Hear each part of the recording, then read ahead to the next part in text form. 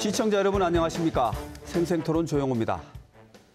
최근 대전에서 발생한 초등생 교내 피살 사건으로 뒤숭숭합니다. 교사 정신건강 관리와 휴직, 복직 체계 개편 요구, 학교와 교육청 대처 매뉴얼 등이 문제로 지적되며 입법도 추진되고 있는 상황입니다. 오늘 생생토론에서는 교사 정신건강과 학교 안전대책에 대해 전문가들과 얘기 나눠보겠습니다. 나와주신 분 소개해드립니다. 김민숙 대전시 의회 교육위원회 부위원장 나오셨습니다. 안녕하세요. 네, 다음은 이도선 한남대학교 경찰학과 교수께서도 시간 내주셨습니다. 안녕하십니까. 네, 끝으로 백유미 중부대학교 원격대학원 교육상담 심리학과장과 함께하겠습니다. 네, 안녕하세요. 네, 먼저 준비된 영상 보신 뒤 본격적으로 얘기 나눠보겠습니다.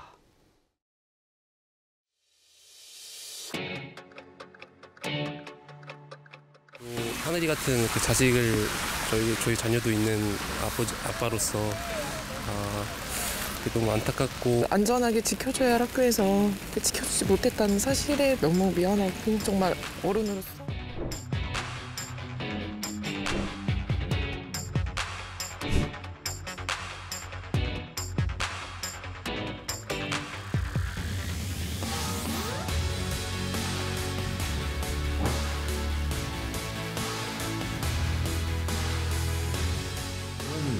폭력성 등으로 크기 증상을 보였을 때 긴급하게 개입할 수 있는 방안을 강구하겠습니다.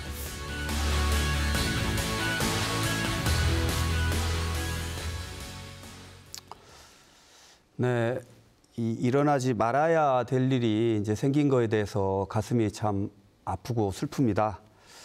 먼저 이 초등생 피살 사건으로 인해서 이제 뒤숭숭한 분위기 먼저 여쭤볼 텐데요. 특히 교육계와 학부모의 불안 좀 클 것 같아요. 먼저 시 의원님, 이번 사건 어떻게 보십니까? 네, 오늘 발인 장소에도 제가 참여했었는데요. 저도 또래의 아이를 키우는 엄마로서 마음이 굉장히 참담하고 먹먹했습니다. 그 현장에는 교사들과 또 또래의 아이를 키우는 학부모님들이 많이 찾아오시고 많이 오열하고 힘들어하는 모습을 보여주셨습니다. 이번 사건을 접하시고 지금 빈소 분위기를 전달을 해주셨는데 어떤 생각이 드셨나요? 사실은 이제 가장 안전해야 하는 학교 현장에서 아이가 살해를 당하는 그런 일은 사실 있을 수 없는 일이었고 아마 예기치 못했던 일이었다라고 생각을 합니다. 네.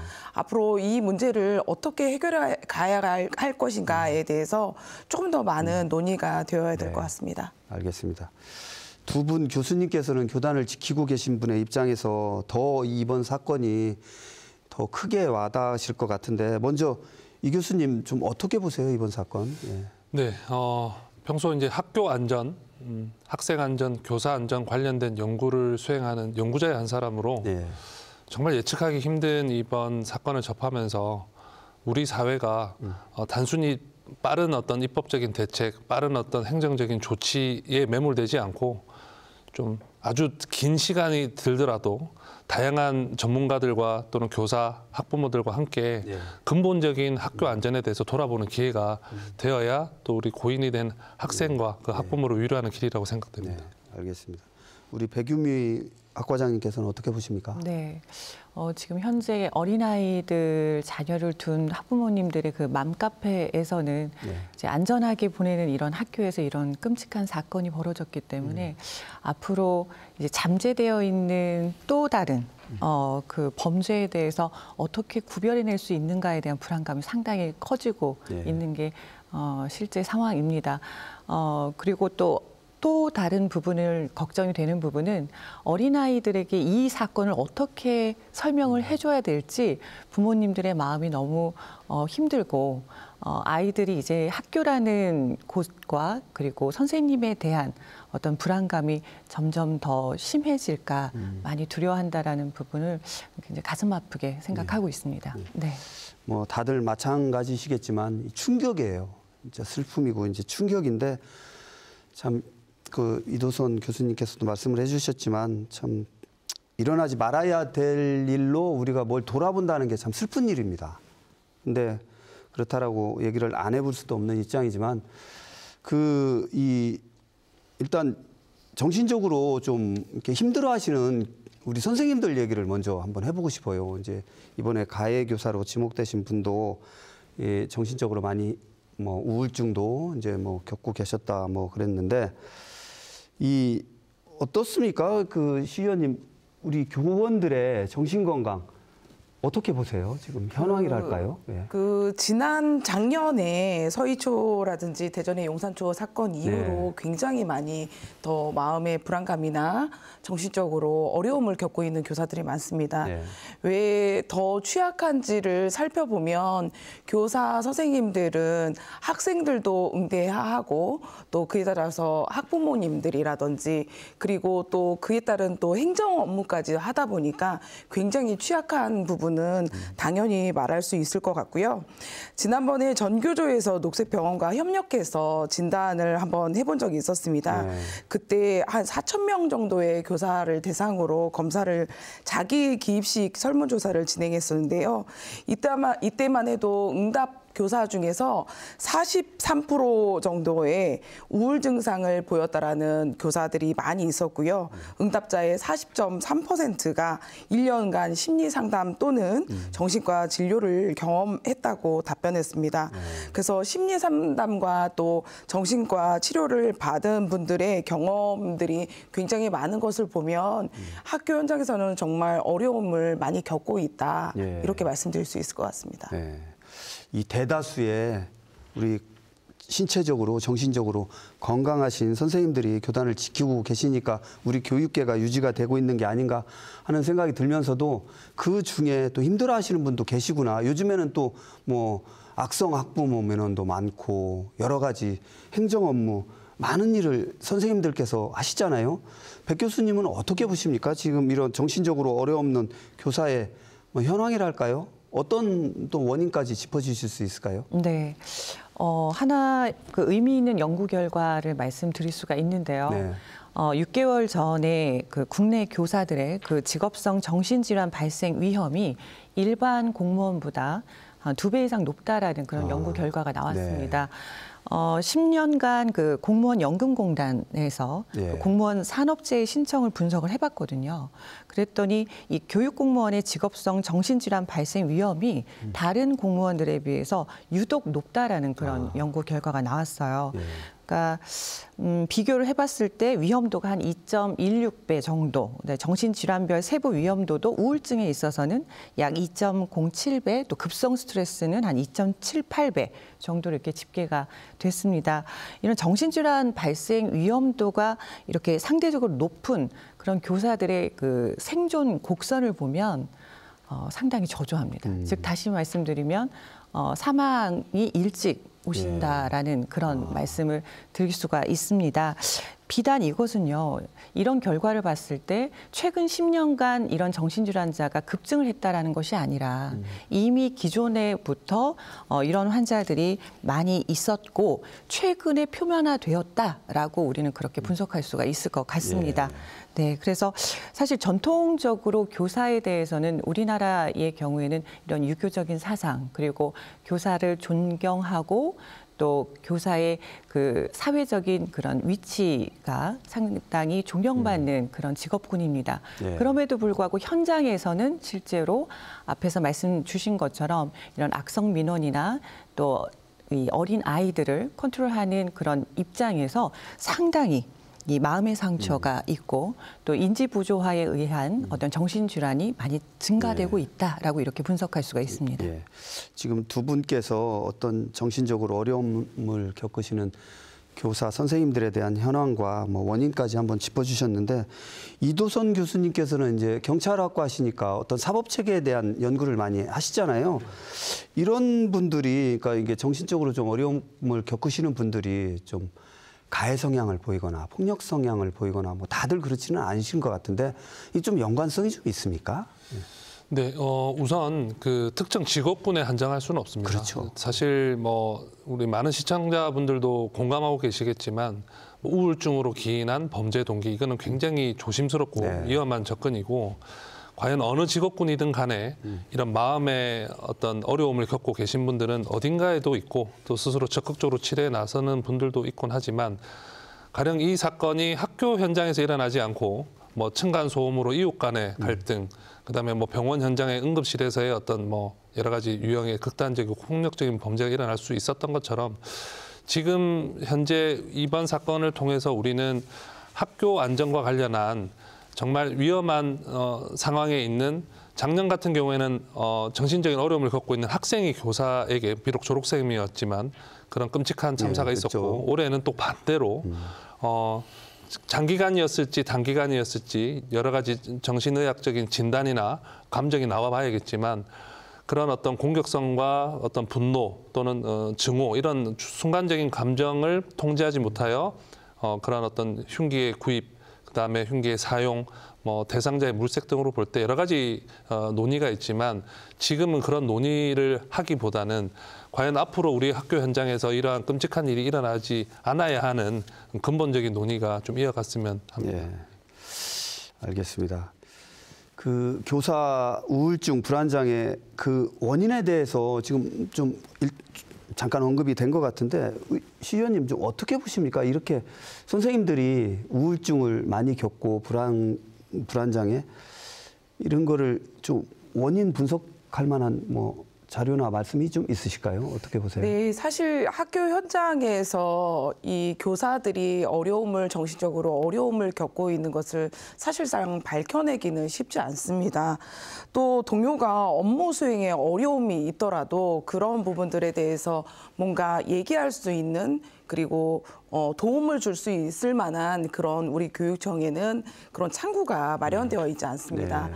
그런 부분들이 좀 있어서 뭔가 서로 어려움을 겪고 또 그 교사로서의 역할을 하기 어려운 경우에 주변에 있는 분들이 치료를 권하거나 뭔가 얘기할 수 있는 그런 창구가 마련이 되는 것이 저는 굉장히 시급하다고 생각하고요. 또 적절한 창구를 통해서 교육청에서 심의를 할 수 있는 그런 재정의 어떤 심의 기구를 만들어가는 것도 저는 굉장히 중요하다고 생각을 합니다. 네. 이러한 것들이 한 측에서는 인권 침해나 교권 침해로 이루어질 수도 있다라고 얘기하기도 하는데요. 그렇게 생각할 것이 아니라 자해나 타해를 위험을 줄이기 위해서는 이런 제도나 이런 방안들이 필요하다는 것을 이해할 필요는 있다고 저는 생각을 합니다. 예, 알겠습니다. 이 학교 현장이나 교육 현장에서 이런 분들이 이제 완전히 감춰질 수는 없잖아요. 어떤 형식으로도 표출이 되면 이 주변에서의 대처가 좀 중요할 것 같아요. 백 교수님 어떻게 보십니까? 이번 사건을 계기로 해서 어떤 이런 정신적으로 어려움을 겪고 계신 분들에 대한 뭐 대처랄까요? 어떤 식으로 좀 이루어져야 된다고 보세요? 네.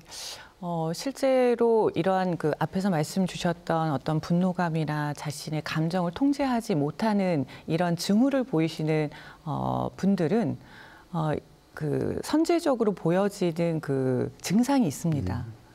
그리고 우리가 보통 우울증이라는 그 증상은 대체로 많은 분들이 그러한 우울감과 우울증 그 상담을 받고 계신 게 현장에서 많은 분들이 그렇게 하고 계세요. 근데 자칫 잘못하게 이 사건을 통해서 마치 우울증 환자가 자신을 해하고 남을 해하는 그러한 병명으로 이렇게 비춰질까, 그것이 굉장히 염려가 되거든요. 네.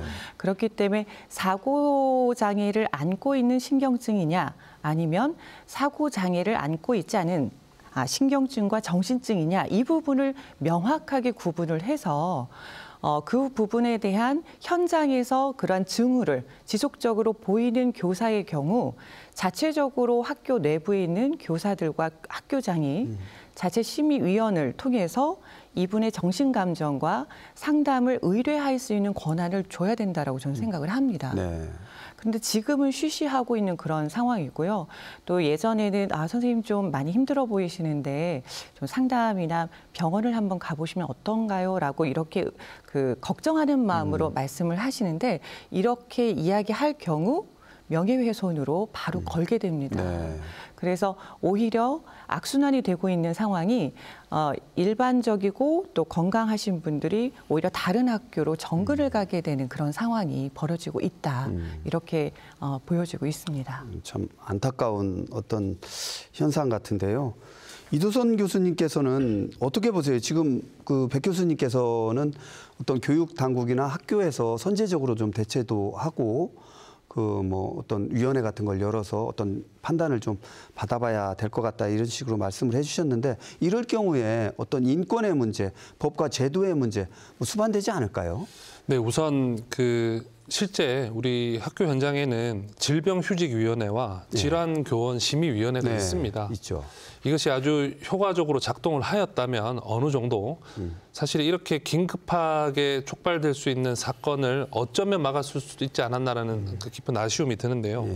근데 이 위원회는 상위 법령에 근거를 두지 못하는 그 법정위원회가 아닙니다. 즉, 이 위원회에서의 의사결정에 대한 권위, 그리고 이 위원회에서 활동할 수 있는 뭐 교사, 동료 교사, 뭐 정신의학, 뭐 심리 상담 전문가 이런 분들에 대한 어떤 의무적인 참석과 여기에 관련된 의결에 대한 이런 것들을 활용 부분에 있어서도 사실은 주저해온 것이 기존의 어떤 상황이라 지금 이러한 문제가 있는 교원이라는 표현을 드리기 참 조심스러운데 아주 긴 기간 고도의 스트레스가 많은 학교 현장을 감안해 볼 때 앞으로도 이러한 마음의 어려움을 겪으실 수 있는 선생님들을 보호하기 위한 차원으로라도 그분들을 조기에 판단하고 지원하고 보호한다라는 표현으로 선생님들의 어떤 존중, 그다음에 교권에 대한 존중 이런 측면으로 볼 때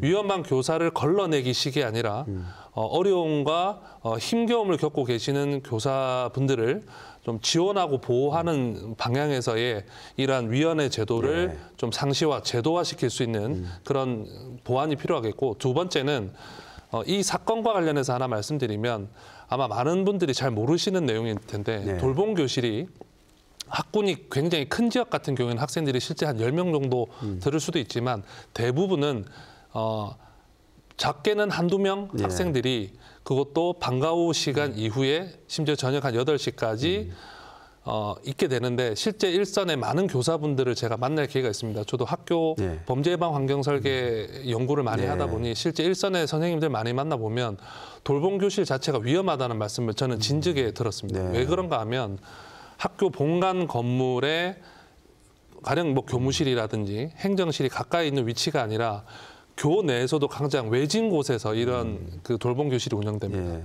그렇다면 여기서도 두 가지 문제가 있는데요. 이 소수의 학생들이 사실 학생들도 좀 불편해하고요.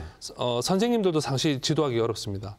그럼 첫 번째 또 문제는 이 안에서 첫 번째 문제는 보조 교사가 또 필요할 텐데 이 보조 교사에 대해서는 제가 알고 있는 범위 내에서는 이 교육 당국에서 상당히 좀 적극적인 태도를 취하지 않았다는 것을 알 수 있습니다. 그래서 이 대안으로서는 이 교직원 노조나 이런 분들에서도 많이 주장하는 바입니다만은 이 돌봄 교실은 사실 학생 수가 앞으로는 더 줄 거기 때문에 한두 명을 위한 돌봄 교실로 지금 뭐 긴급히 교육부총리는 그 귀가하는 데 있어서 아주 상시화 제도화하겠다고 하는데 이런 여러 가지 한계들이 있을 수 있습니다. 그래서 광역별일 필요는 없지만 예를 들면 한 5개 정도 학교의 학생들을 특정 학교에서 돌봄 교실을 운영해서 그럼 인력이 추가적으로 보완되지 않아도 보조적으로 귀가를 도와줄 수도 있고 또 그 다른 어떤 화장실이나 보건실을 이용하는 학생들도 좀 동행할 수 있고 그러니까 어떤 감시의 체계가 아니라 이 학생들을 조금 전담해서 보호해 줄 수 있는 이런 거점형 돌봄 교실이 지금 시점에서는 좀 필요한 대안이 아닌가. 그래서 몇 가지 문제점을 제가 좀 지적해 봤습니다. 네, 알겠습니다. 그 다음으로 좀 짚어볼 점이 이 정신적으로 좀 어려움을 겪고 계신 분들이라고 다 학교에서 나가고 뭐 일을 그만두고 뭐 이렇게 할 수는 없잖아요. 그 이번에 가해 교사도 어떤 우울증으로 이제 휴직과 복직을 이제 반복했다고 이제 제가 알고 있는데 이렇게 휴직과 복직을 반복하면서 교단에 다시 쓰게 하는 어떤 그런 절차랄까요? 이런 거에 대한 사각지대 이런 게 좀 짚어볼 만한 점이 좀 있을까요? 네, 그렇습니다. 학교 현장에서는 정말 어려움들이 많이 있겠지만 이번 사건으로 봤을 때는 더더욱이 그런 사각지대의 모습들이 좀 나타났습니다. 지난해 7월부터 매 달마다 사실은 조퇴를 했었고 네. 또 휴직도 요번에 한 번이라고 했지만 병가를 4차례나 작년부터 계속 사용해 왔습니다. 이런 경우에 다시 복직하는 그런 절차에 맞추어서 아까 교수님께서 말씀하셨던 어떤 위원회의 구성에 대해서 조금 더 강화할 필요는 있겠다라고 생각이 되고요. 그런 차원에서 이번에 우리 교육청에서는 질환교원심의위원회가 개최하는 것을 의무화하는 것으로 정했습니다. 그리고 그 안에 소속되어 있는 위원으로서는 정신과 교수가 꼭 들어갈 수 있도록 이렇게 만들었고요. 또 교원 휴 복직 승인 절차를 조금 더 강화하는 그런 것을 준비하고 있습니다. 특히 조기 복직을 하는 시에는 더욱더 어떤 질환교원심의위원회의 개최를 꼭 의무화해서 할 수 있도록 하는 제도도 만들어져 있고요. 그리고 지금 신경적으로 또 어떤 신체적뿐만 아니라 정신적으로 어려움을 겪는 교사들은 우리 교육청의 에듀힐링 센터나 아니면 위센터 그리고 이번에 신설되게 되는 마음건강협의회 구성 협의체를 만들어서 어려움을 겪는 선생님들께 안정될 수 있도록 심리를 치료받을 수 있도록 하고요. 특히나 질환교원 심의위원회에서 열리는 그런 대상자에 한해서는 치료를 받을 수 있는 비용도 1인당 100만 원까지 지원하는 것을 이번에 다시 만들게 되었습니다. 다양한 어떤 법과 제도의 보완을 지금 말씀을 해주셨는데 이 사람이 만든 법과 제도가 완벽할 수는 없잖아요. 그리고 이게 현장에서 제대로 작동이 되느냐 이것도 이제 또 다른 문제인 것 같은데 백 교수님은 어떻게 보십니까? 이런 어떤 교사의 그 휴직 복직 관리 절차의 어떤 개선 방안이랄까요? 어떻게 보십니까? 네. 이번 사건을 통해서 그 1차 시스템, 그러니까 즉 조기 복직을 허락할 수밖에 없는 학교의 그 시스템 자체가 일단은 문제가 좀 발견됐죠. 네. 그리고 두 번째 문제는 문제 교사가 한 달 만에 이제 복직을 했을 경우에 상당 기간 이제 직무를 배제하고 이제 적응 기간을 두면서 관찰하는 과정에서 지금 이런 문제가 발생이 되지 않았습니까? 네. 그러니까 그 기간에 그 학교에서 이분을 관찰하는 2차 시스템의 또 관리 문제가 또 드러났다라고 보고 있습니다. 네. 그리고 마지막 저지선이 무너졌던 부분은 이제 그 전주에 그러한 이상 징후를 보였을 때 교육청에 이제 신고가 됐고 실제로 학교 현장에 오셨을 때 그때 완전히 분리를 시켰더라면 이제 지금 이제 지나간 일이지만 그 부분에 대한 그런 안타까움이 있습니다. 저는 이제 심리나 상담을 전공하는 교수로서의 이런 상황을 말씀을 드린다면 그렇다면 현장에서 이러한 이상 징후를 보여지는 교사를 어떻게 조기에 발견하느냐. 그분을 어떻게 치료를 받게 하느냐 이 부분을 저는 이제 중점적으로 말씀을 드리고 싶습니다. 앞에서 말씀드린 것처럼 우리는 이제 감기를 앓듯이 우울감에 의한 그런 상담이라든지 치료를 받고 계신 분들이 참 많이 계십니다. 이번 사건이 결국 그런 우울증 환자에 의한 그런 사건으로 이렇게 표면화될까 봐 제가 그런 부분들이 많이 우려가 되고요. 이 우울증 환자 안에 사실은 어떤 망각이나 이런 환시가 보인다거나 아니면 남을 해하고 싶은 그런 욕구를 가지고 있는 그런 성격장애까지도 안고 있는 분들이 이 안에 같이 포함되어서 지내고 계시기 때문에 구별이 참 어렵다라고 이렇게 말씀을 드리는 겁니다. 그러니까 막연하게 내가 건강에 대해서 염려증을 갖고 있다거나 아니면 중언부언 의미 없는 말을 평상시에 많이 하신다거나 또 혼자 충동적인 어떤 행동을 빈번하게 하고 비합리적인 그런 신념에 의해서 행동을 자주 하는 이런 분들이 현장에서 보여진다면 빠르게 그 동료 교사나 학교장이나 이런 분들이 선제적으로 나서서 위원회를 발족시켜야 된다라고 그렇게 저는 생각을 하고 있습니다. 알겠습니다. 그 이도선 교수님께는 이 부분을 한번 여쭙고 싶어요. 이 범죄 심리학적인 측면에서 봤을 때 이 지금 말씀하신 백 교수님 말씀해 주신 문제 행동을 보이는 부분이 있을 수 있단 말이죠. 이런 거를 좀 조기에 발견하거나 좀 대처할 수 있는 어떤 뭐 그런 방안이랄까요? 이런 게 좀 있습니까? 사실은 학교 현장에서 문제 행동을 발견하고 그것에 대해서 분석하고 대안을 내놓기는 쉽지가 않습니다. 네. 이번 사건을 통해서도 예를 들면 이제 그 조기에 복직한 이 피의자가 예. 이 가해 교사가 학생한테 만약 그런 폭력적인 행동을 했다면 바로 아마 그 배제되고 출근하지 않도록 하는 조치가 가능합니다. 예. 관리자 입장에서는. 네. 교감과 교장은 학교의 관리자이지 예. 않습니까? 그런데 위로하는 동료 교사에게 이제 목을 조르는 예. 행위를 했다든지 이런 폭력적인 징후를 보였을 때 사실은 학교 현장의 실무적 관점에서 보면 예. 동료 교사이기도 하고 이 사람이 이 정도의 행동으로 바로 배제하기로는 이 관리자 입장에서도 쉽지가 않아서 쉽죠. 아마 이렇게 네. 불행한 일이 그분들도 예측하지 못했겠지만 생겼고요. 그렇다면 이러한 어떤 폭력적인 징후를 보였을 때 공식적인 기록을 남기는 것은 오히려 유의미하지 않았을까. 네. 가령 동료 교사를 목을 조르는 행위를 했고 컴퓨터를 부수고 하는 정도의 행위가 위험하다고 판단이 되면 또는 그런 어떤 폭행 피해를 입은 교사가 112에 신고를 하고 이제 관할 지구대 파출소에서 출동을 해서 이제 가해 여부에 대한 부분을 조사하고 그렇다면 그런 일이 일어나지 않아야 되지만 네. 관리자는 동료에게 이런 강제적인 어떤 그 공고를 할 수 있는 명분이 생기기 때문에 어쩌면 이런 교육 현장에서 이런 일이 빈번하진 않지만 이런 의사결정이 이루어져야 할 그런 어떤 상황이 생긴다면 공식적인 기록을 통해서 만약에 그것이 가볍게 끝나는 사안이면 좋지만 이것이 재발될 경우에는 아까도 우리 오늘 토론에서 논의가 나왔지만 위원회 제도는 분명히 정비가 되어야 되지만 예.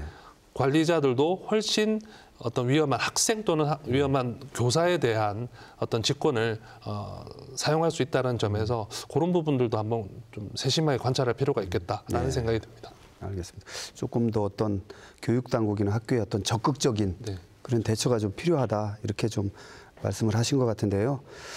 그렇다면 현재 교사들이 이제 정신질환을 이제 앓고 계신 분들이 좀 많으면 이게 사회적으로 이제 문제가 되고 교육적으로도 좋지 않은 상황으로 발전을 할 수 있으면 이 부분에 대한 이 정신적으로 어려움을 겪는 분들에 대한 지원 도와주는 부분이 좀 필요할 것 같아요. 뭐 위원회로 해서 누굴 처벌하기 이전에 막아야 되잖아요. 어떤 그런 보호와 지원책이 좀 있을까요?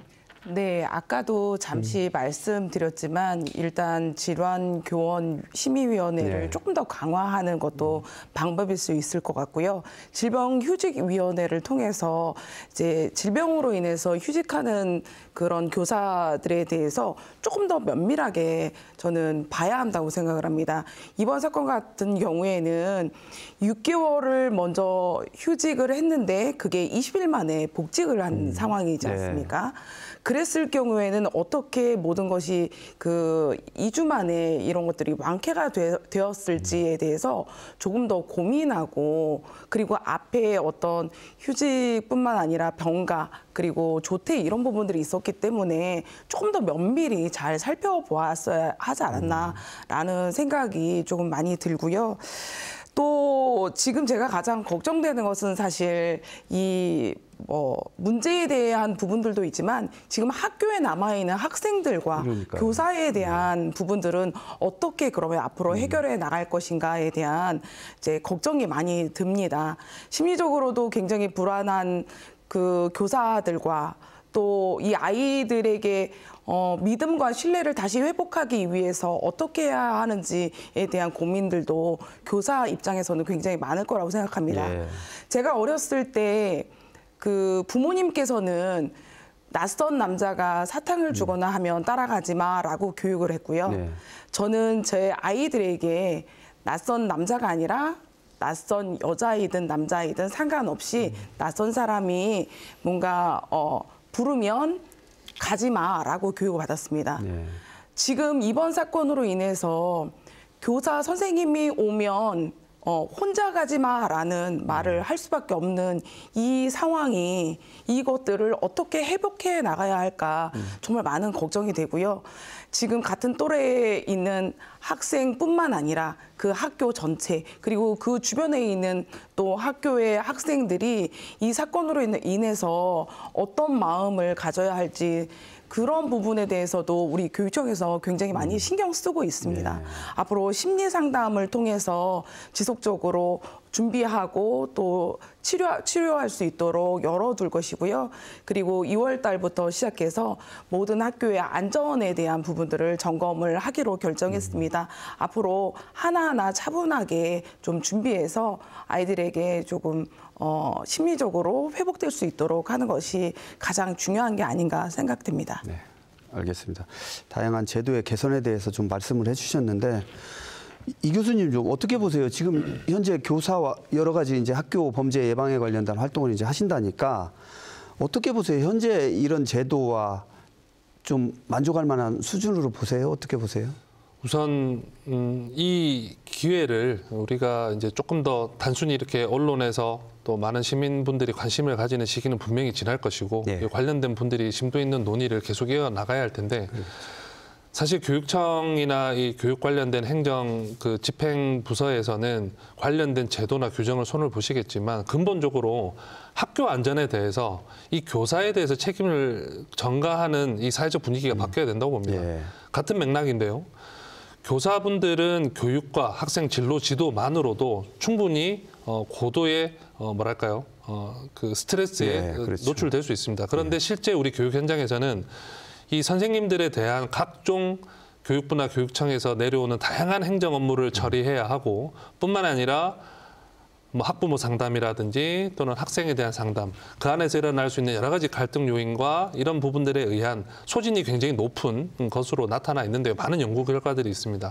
그렇다면 급식이라든지 학교 시설물이라든지 화재라든지 이런 것들을 전담하고 그것을 직무로 한정하는 학교 안전과 관련된 어떤 교육 공무원에게 뭐 특별사법 경찰의 그런 것들을 부여하거나 혹은 청원조의 요청에 따라 활용할 수 있는 청원 경찰을 배치한다든가 하는 제도가 필요할 텐데요. 왜 그런가 하면 지금 학교 전담 경찰관을 오늘 보도된 보도를 보니까 학교 전담 경찰관을 한 명씩 배치시키겠다고 하는데 이것이야말로 아주 신속하게 이루어지는 정말 좀 숙고하지 않은 대책을 내놓는 것이 아닌가 굉장히 관련 연구자로서 안타까운데요. 예. 학교 전담 경찰관은 학교에 상주할 수가 없습니다. 네. 왜 그런가 하면 학교에서 발생되는 폭력 사건이라든지 이런 것들이 있을 때 개입하거나 혹은 학교의 그 폭력 상황이 발생될 때 학교의 관리자들과 소통하는 역할이지 사실은 중요한 것은 이 학교 전담 경찰관은 경찰 공무원이고 그렇죠.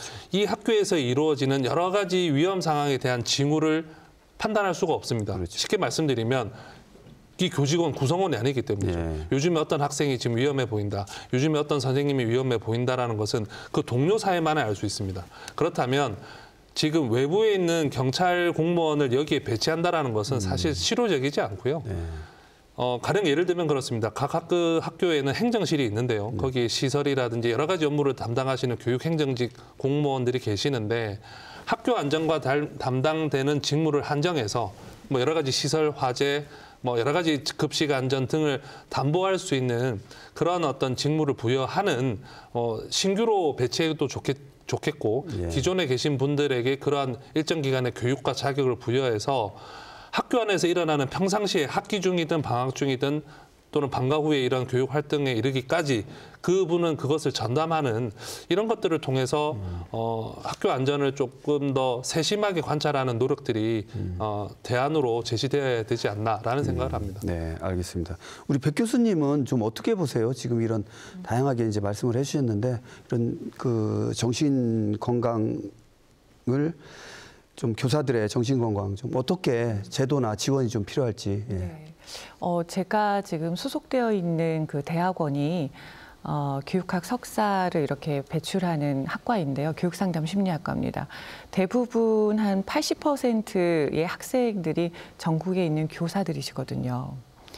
근데 매년 이 교육상담 심리학과에 들어오는 인원이 계속해서 늘어나고 있습니다. 뭐 학과 차원에서는 뭐 입학률이 좋으니까 좋다라고만 평가할 수는 있겠지만 분석을 해보면 최근 10년 전에는, 그러니까 10년 이전에는 교육상담심리학과에 이렇게 지원하시는 동기가 학생들을 어떻게 하면 잘 지도할 수 있을까요? 학부모를 어떻게 하면 잘 상담할 수 있을까요? 여기에 대한 해결책을 얻기 위해서 우리 학과에 이렇게 지원한다라는 그런 입학 동기를 보여주셨는데요. 요즘에는요, 본인들의 스트레스 관리를 위해서 들어오십니다. 일단 내가 치유를 받아야지만 내가 가르치는 아이들과 학부모에게 건강하게 교육 서비스를 할 수 있다라는 생각을 갖고 계시고요. 책임감을 가지고 하시는 거죠. 맞습니다. 네, 맞습니다. 그리고 실제 책임감을 가지고 현장에 왔더니 그 정신적인 스트레스와 업무의 과도한 이러한 스트레스를 이겨내기가 어려우셔서 그것을 이제 학문적으로 네. 풀어가는 그런 과정이 있었던 겁니다. 마찬가지로 이렇게 정신질환과 관련된 정신 건강은 이건 연속성입니다. 그렇죠. 한번 예. 발생한 것을 치료를 해서 끝낸다 이런 개념이 아니라 임용을 보셨을 때는 정신적으로 건강하셨던 분들이 현장에서 아이들을 가르치면서 여러 가지 상황에 노출이 되다 보니 정신적인 질환까지도 안게 되시는 거거든요.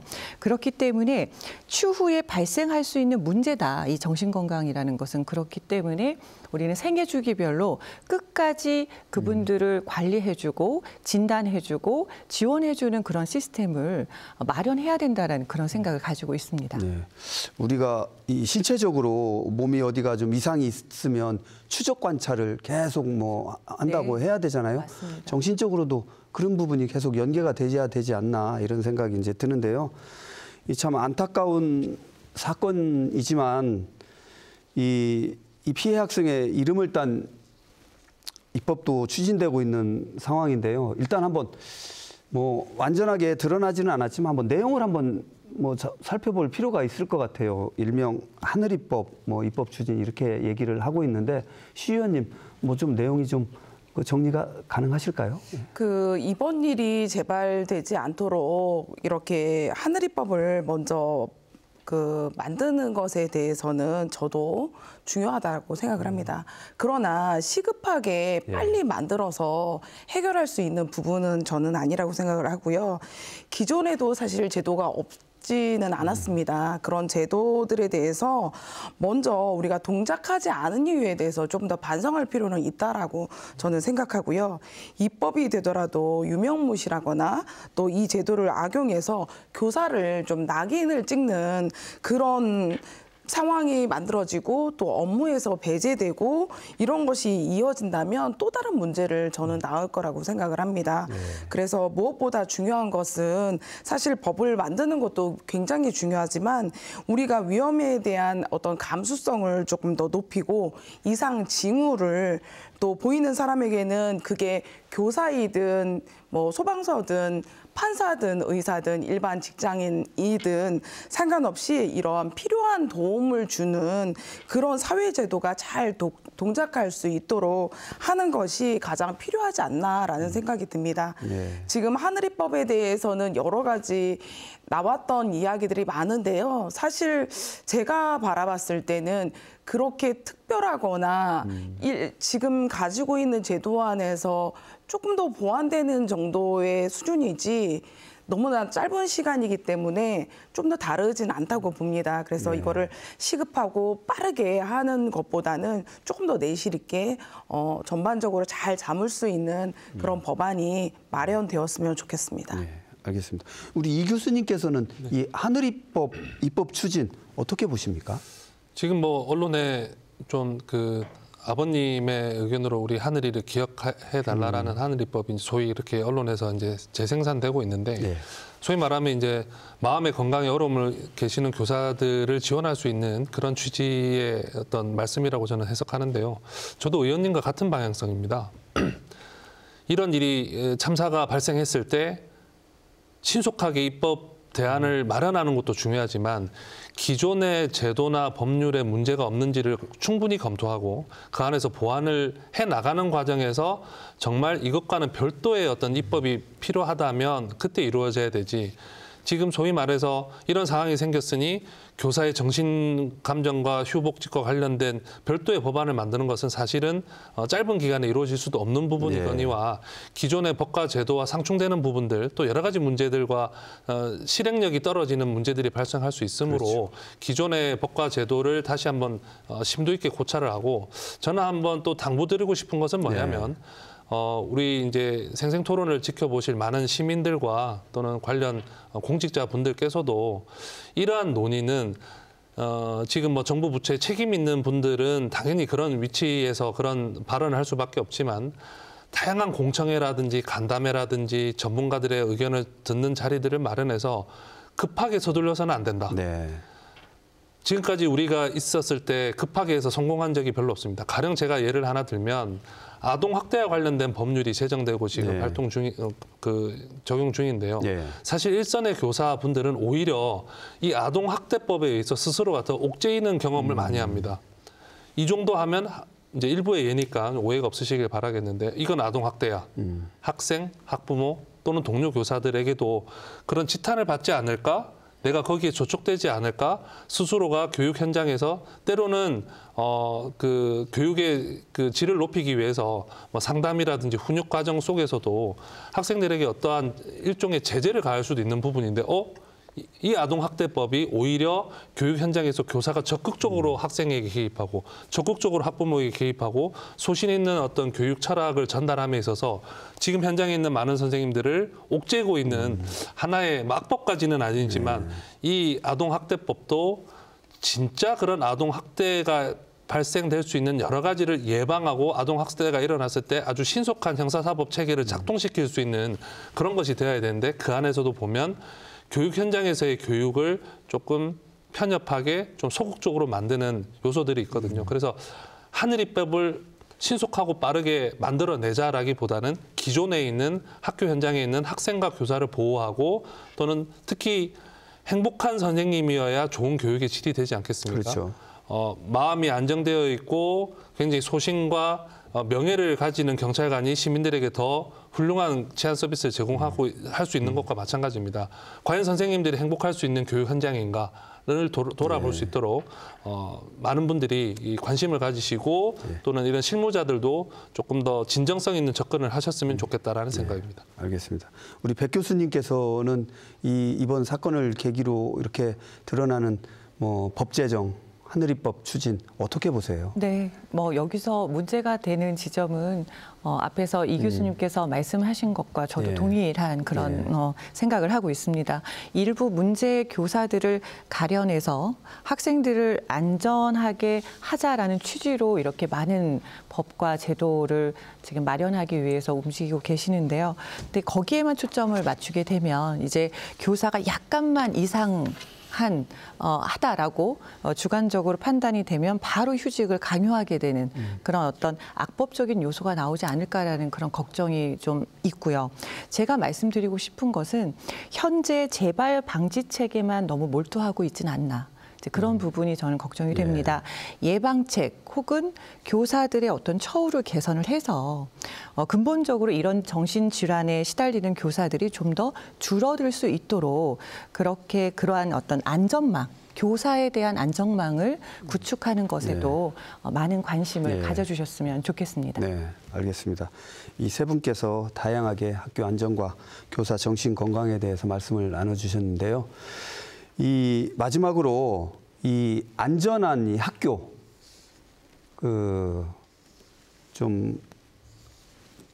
이 학교에서 진짜 좀 편안하게 학생과 교사가 좀 어우러지면서 좀 이렇게 생활할 수 있는 그런 바람이라 할까요? 좀 한번 말씀 좀 해주세요. 네, 여러 가지 이제 드릴 말씀은 많지만 장기적인 관점에서 볼 때 학부모가 아이들을 학교시키는 그런 책임을 지는 그런 사회적 분위기와 또 환경 조성을 위해서 여러 가지 제도적 장치를 마련하는 것이 가장 필요한 것이 아닌가라는 생각이 듭니다. 외국의 사례를 볼 때도 항상 아이들이 학교를 떠날 때는 학부모님이나 아니면 학부모님이 위임한 사람이 와서 아이를 인계해서 가는 경우이거든요. 이번에는 사실 학교에 계신 선생님이 왜 학원 차량에 인계하지 않았느냐에 대해서 많은 또 논란이 있기도 했습니다.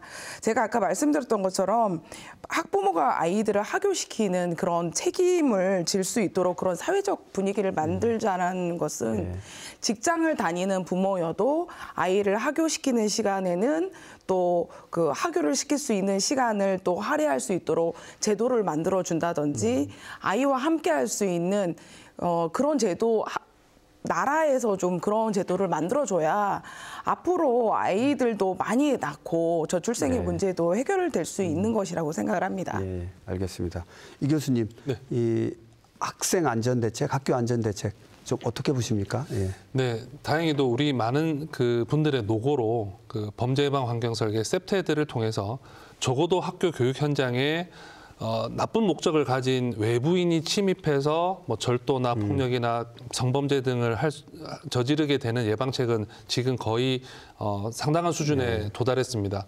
즉 아까도 말씀드린 대로 출입자 통제라든지 물리적 시설에 대한 여러 가지 제한적 감시의 기능의 향상 등의 것들이 만들어진 것처럼 실제 이제 학교 현장 안에서 이제 계시는 교직원들의 건강과 또는 학생의 안전과 또는 이 교직원들의 안정을 위한 우리 사회에서의 어떤 다양한 노력 중에 하나는 아까 말씀드린 바대로 첫 번째는 학교의 안전을 담당할 수 있는 어떤 기능들이 이제 교내의 사정을 명확하게 인지하고 판단하고 대책까지 내놓을 수 있는 이런 어떤 기능들에 대한 적용이 필요할 것이고 두 번째는 이 학교 안전과 관련한 아까 돌봄 교실에 대한 제가 지적도 좀 했습니다마는 어떤 것이 과연 실효적인가에 대한 사실은 학교 안전은 교육부의 그동안의 태도는 그런 거였습니다.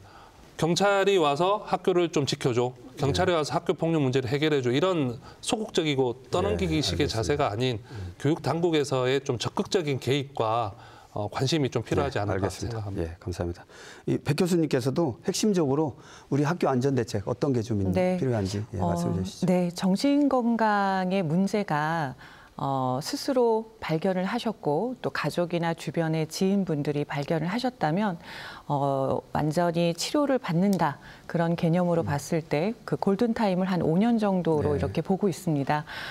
지금 이 방송을 보고 계신 많은 정말 현장에서 헌신하고 계신 많은 교사 여러분들께서 음지로 숨지 마시고 주저하지 마시고 정확하게 진단을 받으셔서 건강한 상태로 학교에 복귀하실 수 있기를 그렇게 기대하고 있습니다. 네, 알겠습니다. 말씀 감사합니다.